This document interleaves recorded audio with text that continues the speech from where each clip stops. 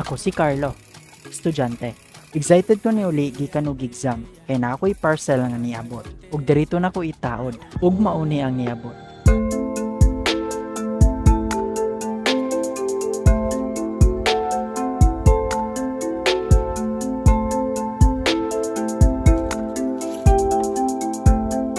By the way, dili to sponsored.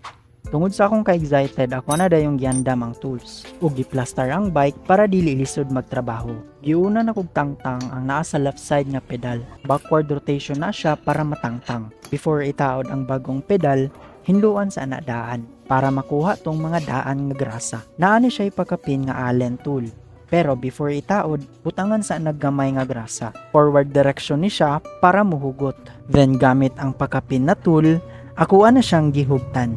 Backward rotation gihapon sa right side na pedal, then hinluan, then butangan gihapon og grasa before itaod para ma-sure ang kahugot ni gamit na kog torque wrench. After nataod, gipanghipos na dayon ako, tanan ako naggamit na tools. Wala na ko nag-ilis daan. Gisuot na ko largo ang sapatos. Shoes check, and na-practice ko flip in o flip out. Gibuhat na ko ni few many times para maanad.